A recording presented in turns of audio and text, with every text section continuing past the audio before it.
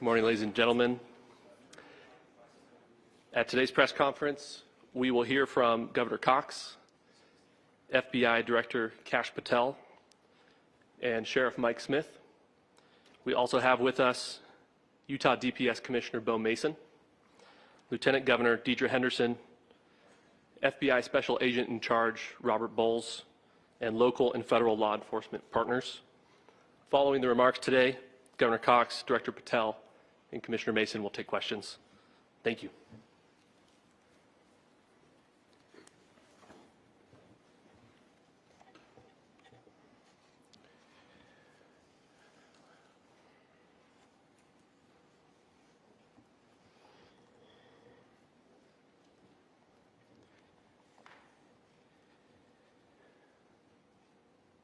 Good morning, ladies and gentlemen. We got him.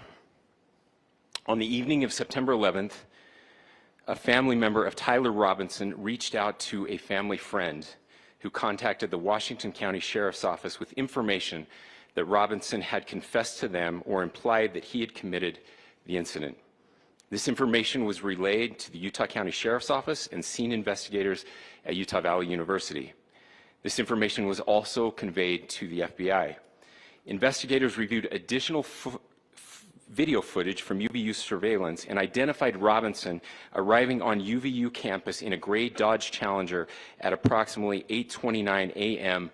on September 10th, in which he is observed on video in a plain maroon t-shirt, light-colored shorts, a black hat with a white logo, and light-colored shoes. When encountered in person by investigators in Washington County on September 12th, in the early morning hours, Robinson was observed in consistent clothing with those surveillance images. Investigators interviewed a family member of Robinson who stated that Robinson had become more political in recent years. The family member referenced a recent incident in which Robinson came to dinner prior to September 10th, and in the conversation with another family member, Robinson mentioned Charlie Kirk was coming to UVU. They talked about why they didn't like him and the viewpoints that he had. The family member also stated Kirk was full of hate and spreading hate. The family member also confirmed Robinson had a gray Dodge Challenger. Investigators identified an individual as the roommate of Robinson. Investigators interviewed that roommate, who stated that his roommate, referring to Robinson, made a joke on Discord. Investigators asked if he would show them the messages on Discord. He opened it and showed several messages to investigators and allowed investigators to take photos of the screen as each message was shown by Robinson's roommate. These photos consisted of various messages, including content of messages between the phone contact named Tyler with an emoji icon and Robinson's roommate's device. The content of these messages included messages affiliated with the contact Tyler, stating a need to retrieve a rifle from a drop point, leaving the rifle in a bush, messages related to visually watching the area where a rifle was left, and a message referring to having left the rifle wrapped in a towel.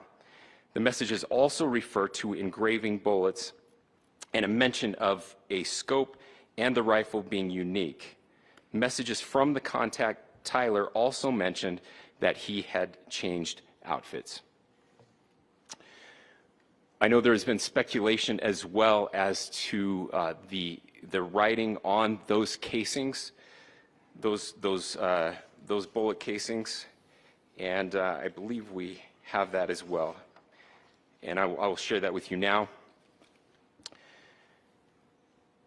So the area north of Campus Drive Road where the suspect crossed over, you saw some of that in the video that we released last night, consists of a grassy area with trees on the edge of the UVU campus. Investigators discovered a bolt-action rifle wrapped in a dark-colored towel. The rifle was determined to be a Mauser Model 98 30-06 caliber bolt-action rifle. The rifle had a scope mounted on top of it. Investigators noted inscriptions that had been engraved on casings found with the rifle. Inscriptions on a fired casing read, "Notices, bulges, capital O-W-O, what's this, question mark." Inscriptions on the 3 unfired casings read, "Hey fascist, exclamation point, catch, exclamation point." up arrow symbol, right arrow and symbol, and 3 down arrow symbols. A second unfired casing read, "Oh Bella Ciao, Bella Ciao, Bella Ciao, Ciao Ciao," and a third unfired casing read, "If you read this, you are gay, LMAO." We are indebted to law enforcement across the state who has worked seamlessly together, local law enforcement, state law enforcement, and our federal partners with the Federal Bureau of Investigation. We're grateful for everyone who worked together in such a short amount of time to find this person and to bring justice. I want to thank the public who has been so engaged, reviewing videos, helping us with sending in tips, and helping us get to this point. I want to thank the family members of Tyler Robinson who did the right thing in this case and were able to bring him into to law enforcement as well.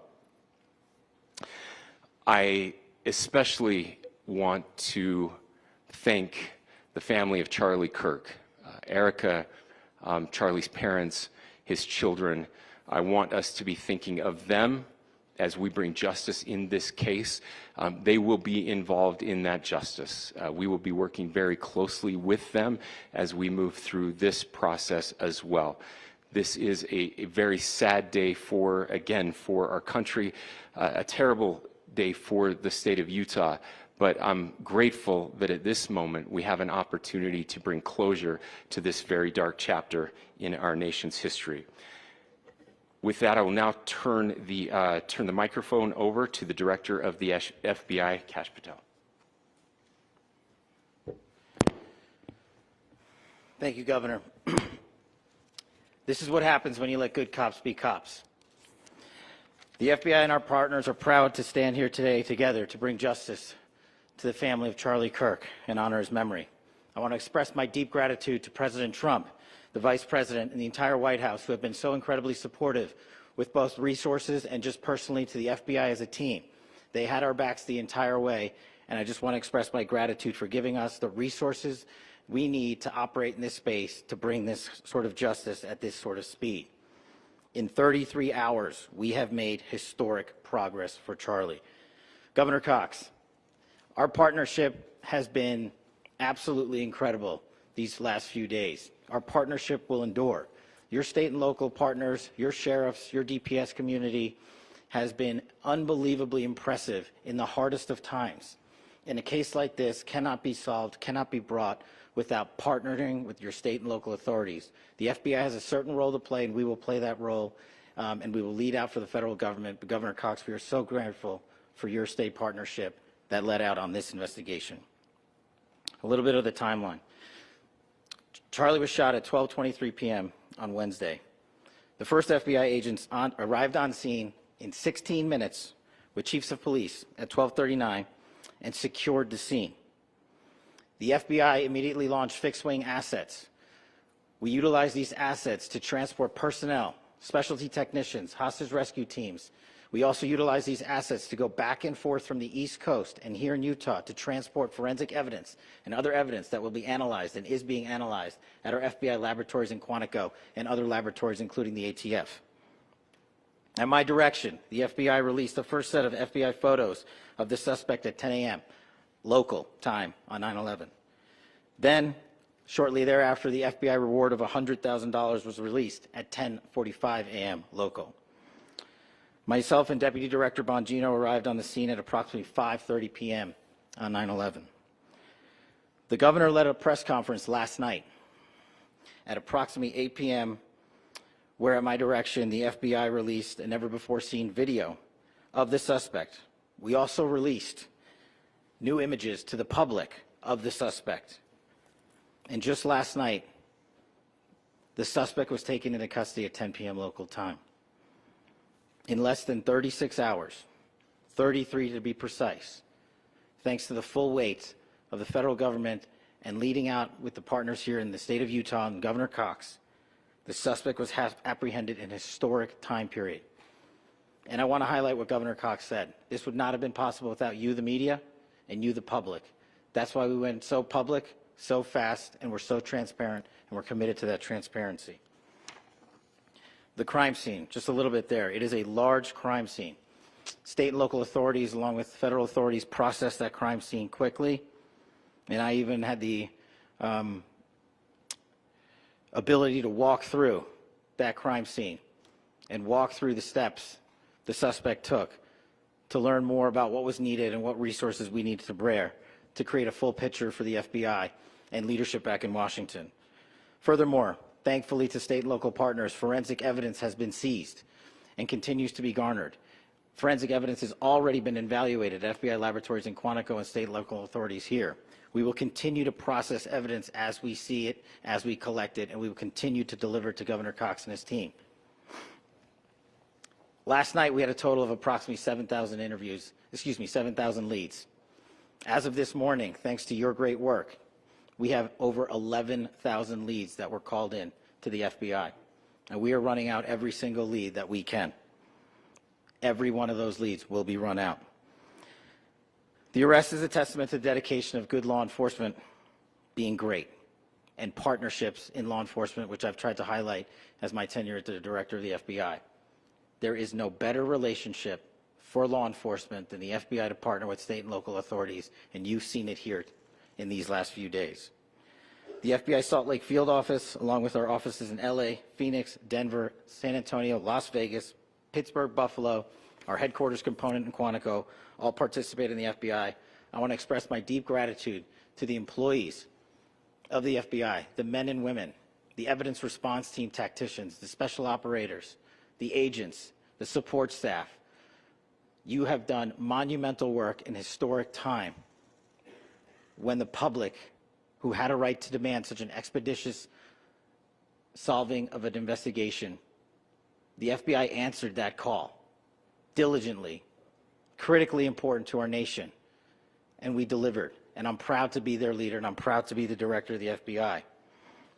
This is very much an ongoing investigation, as the governor said, and we will continue to work with state and local authorities to develop the investigation, to provide them the evidence they need for their ongoing prosecutions, and we will be here to answer every call they absolutely have, as long as it takes, for as long as we need to find and apprehend whatever suspects were involved in this crime. Lastly, to my friend Charlie Kirk, rest now, brother. We have the watch, and I'll see you in Valhalla.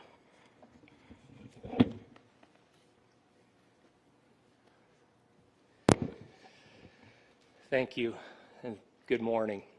I would just like to take a few minutes as the sheriff to express my gratitude for everybody who has played a part in this investigation. As you know, it's been a vast, a complicated, and a very, very fast-paced investigation. You're looking at people standing up here who are running on, if they got an hour's sleep in the last couple of days, they're probably lucky. It has been very taxing. It has been so impressive, speaking on behalf of the local law enforcement, to see the cooperation that we've seen in this type of case. Across the state, sheriffs, chiefs, our state partners have stepped up and have come to the call on anything that we needed. Our county chiefs have been phenomenal. Our Utah County Attorney, Jeff Gray, who's standing up here with us, has been phenomenal in leading us through this investigation. I would like to thank the federal government for their resources, their assets. Our local team here, our FBI team, has been extraordinary in helping us work through this and bring this person to justice. Most of all, I would like to thank the public, and specifically, I would like to thank the public who turned to prayers and who turned to positiveness for us. I would like to thank them on behalf of the law enforcement community, because we needed those prayers. That's what we needed to get through this. We needed your support, and you gave it to us. We needed your patience, and you gave it to us. And I would like to thank you for the Kirk family, because that's what they need, is your support and your prayers, and that will get us through all of this. So thank you everybody for everybody that have stepped up. We've had such a phenomenal response to this. Thank you.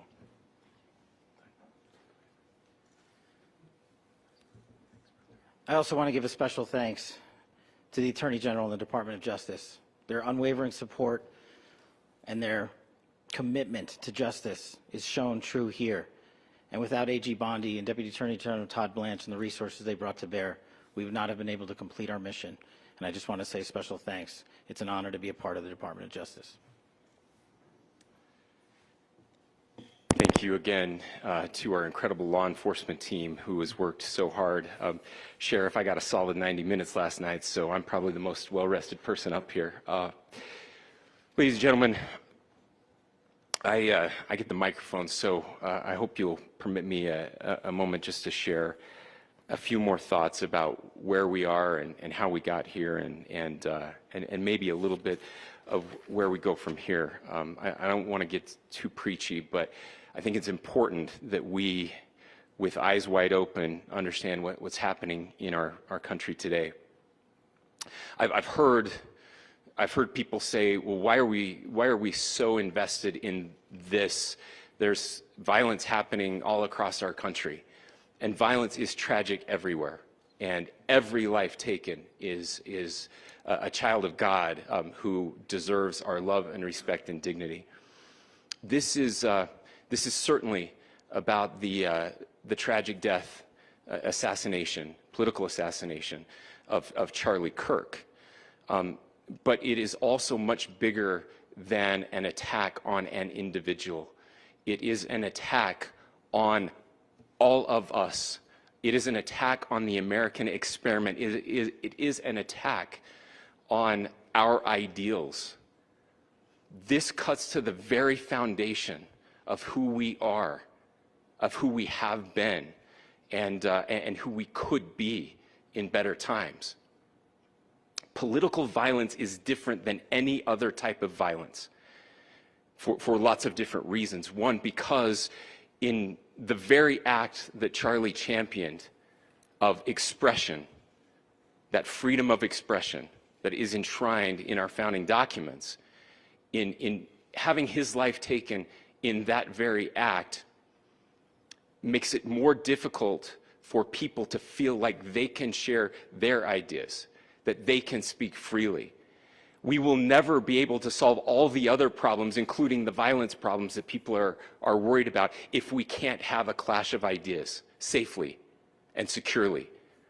Even, especially those ideas with which you disagree. That's why this matters so much.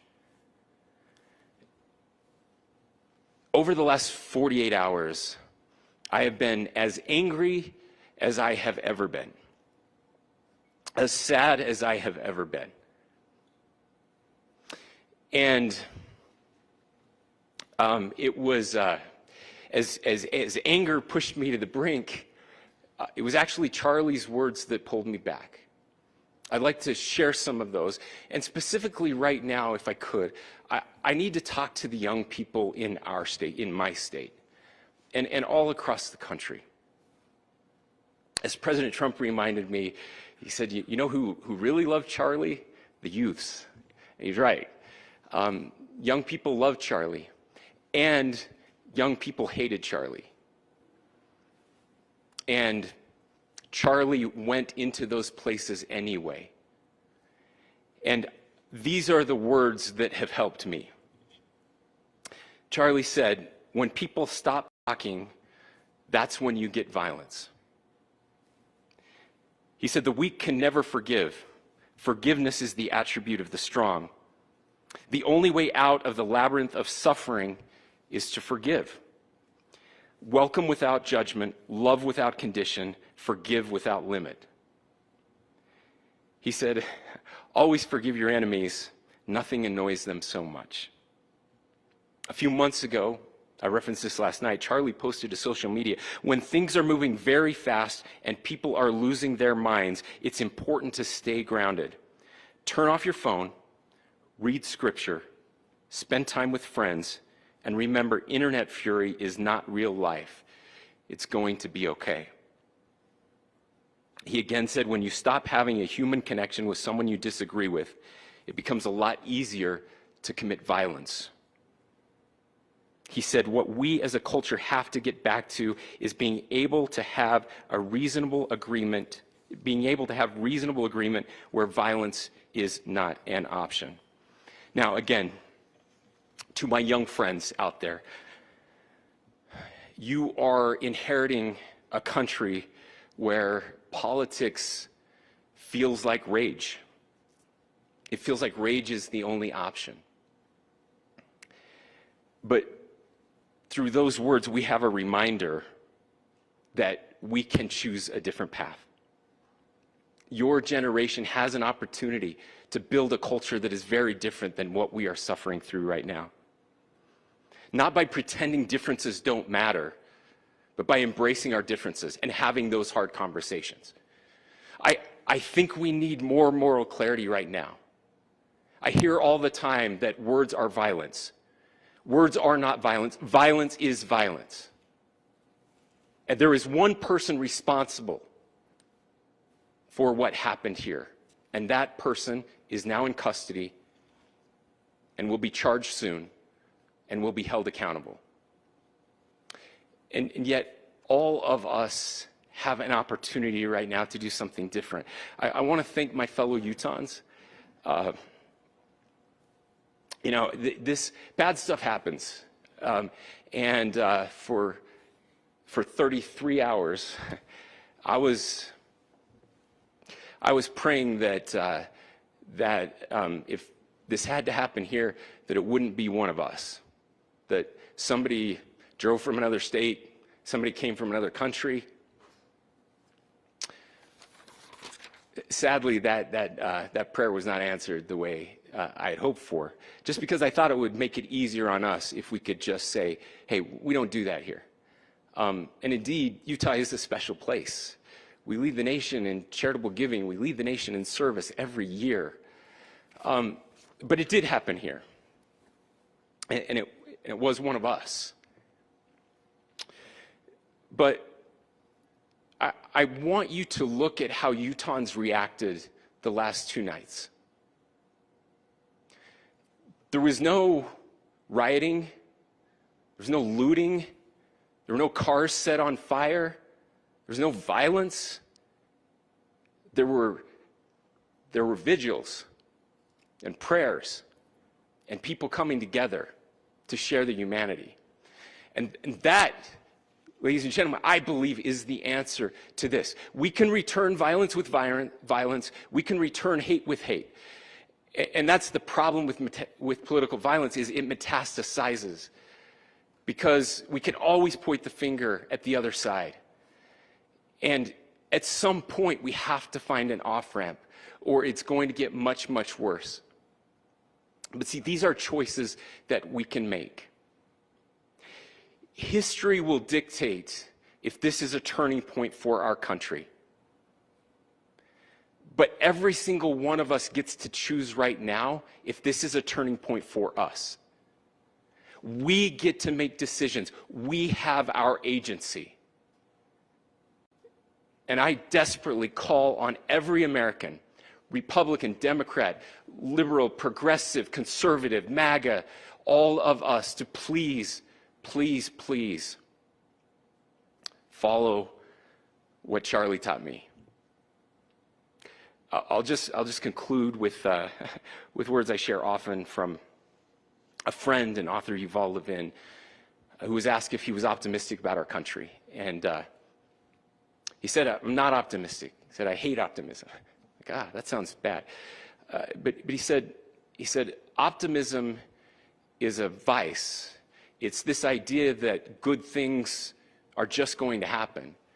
And he said, in the history of the world, good things have never just happened. He says, I'm not optimistic, but I am hopeful. And hope is the virtue that sits between the vices of optimism and pessimism. Hope is the idea that good things are going to happen because we can make them so. I still believe in our country. And I know Charlie Kirk believed in our country. I still believe that there is more good among us than evil. And I still believe that we can change the course of history. I'm hopeful because Americans can make it so. Ladies and gentlemen, we're happy to answer any questions you might have. Governor, can you please speak to whether the suspect is speaking with authorities and his demeanor, Tyler Robinson, when he turned himself in? I cannot speak to that right now. Governor, how do you interpret the engravings on casing? Well, I will leave that up to you to interpret what those engravings mean. I think the clearest one that says "catch fascist," there's not, and by the way, that's like catch like a ball, catch this. That's I think that speaks for itself. Governor, you indicated that he had been communicating. Please. This level of hatred that this person expressed. Beyond that, is there anything in your view that you discovered that may have radicalized or changed him to prompt him to commit such a horrific? There's nothing more that we can share at this time. Governor, you indicated that he had been communicating with a friend on Discord about the gun. Do you anticipate any more arrests? We do not at this time have any information that would lead to any additional arrests. Do you believe he acted alone? Yes, but the investigation is ongoing. Can you talk more about the family, what they had to say about the suspect? How he came into custody of police and where he is right now, Mr. Robinson? Yes, so right now, Mr. Robinson has been booked into the Utah County Jail. You heard the president this morning report that he was taken into custody, that his family and a friend helped to deliver him into custody of law enforcement in Washington County. For those of you that don't know where Washington County is, it is the southwesternmost part of the state of Utah. It's about a 3.5 to 4 hour drive from here, where we are right now, and that's where he lived and where they turned him in. Can you, Please, can go you here. talk more about what the family is saying about Tyler Robinson? I can't share any more than what I've already shared. Yeah.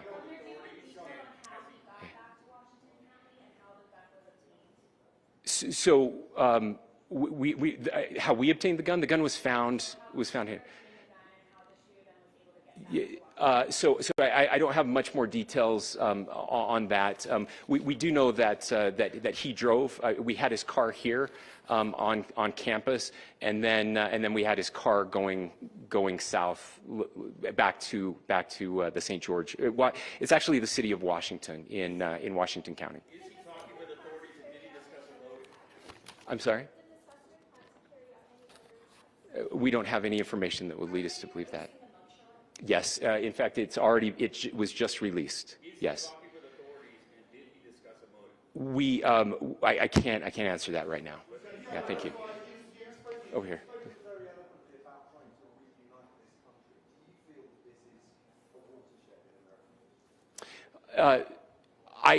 I absolutely believe that this is a watershed in American history. Yes. The question is, what kind of watershed? And that chapter remains to be written. Is this the end of a dark chapter in our history, or the beginning of a darker chapter in our history? Look, I mean, if you look at true political assassinations in this country of someone of this stature, this feels a lot like the late 60s, and having one so gruesomely displayed on camera in all of our hands and in all of our pockets. We are not wired as human beings biologically, historically. We have not evolved in a way that we are capable of processing those types of violent imagery. And by the way, we've seen another one with a gruesome stabbing very recently that went viral. This is not good for us. It is not good to consume. Social media is a cancer on our society right now. And I would encourage people to log off, turn off, touch grass, hug a family member, go out and do good in your community. That is happening, and it's happening organically right now. I had a friend in a small city in Utah who said, we're getting together, the Republicans and Democrats in my little town are getting together to have a discussion last night, just to find a way to find their better angels. So yes, this could be, I mean, again, you have to go back to JFK to have seen a video live of something like this happening. I wasn't born until 1975, but I know that things were really dark in the late 60s. Sorry to some of you. I know some of you were there. This is our moment. Do we escalate, or do we find an off-ramp? And again, it's a choice. It's a choice, and every one of us gets to make that choice. Two more questions right here. Could we clarify that the release of those enhanced images at 8 p.m., the timeline that Director Patel gave us, led to the arrest at 10 p.m.? Is there a direct connection between those two events? I cannot comment if there is a direct connection or not, but all I can say is that through some process, the family came to know that this had happened. One more thing, Governor. Could you just clarify the clothing issue you mentioned earlier? Was he changing outfits? Correct. Yes. So when he's first spotted on campus, he has different clothing on, and then he changes clothing on the roof, and then changed back into that clothing at some point, so that when he was apprehended, when he was arrested, the clothing matched the clothing he had on before the shooting here at UVU. Last question here. Yes. Suspect was from Utah. Can you kind of tell us a little bit more about where, and was he a student here at this university, and is there any history of mental illness? Yeah. So I don't have any information on the mental illness part. He was not a student here at UVU. He was living and had lived for a long time with his family in Washington County, in the southernmost part of our state. Thank you, everyone, for your great work in getting this information out. I would just say, process-wise, this may be important. I know many of you aren't familiar with the process in Utah. I think it's important that you understand that. Basically, we have 3 days for charging documents to be filed. A CI will be filed. We'll have more information then, more detailed information as those charging documents are filed in preparation for a preliminary hearing. So 3 days. So we would anticipate then that early next week those charging documents will be filed. We will obviously be working. The county attorney will be working very closely with Mr. Kirk's family as those documents and decisions are prepared and made. Thanks, everyone.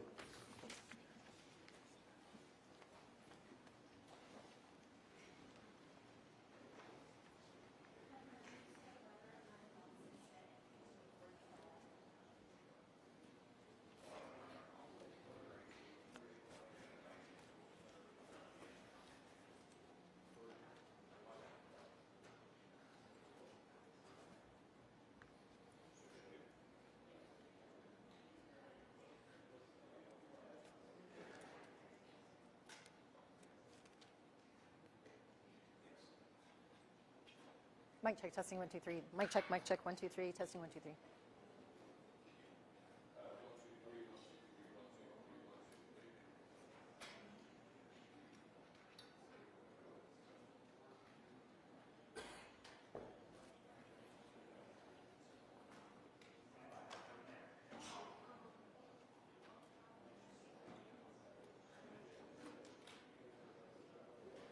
Yeah. Yeah.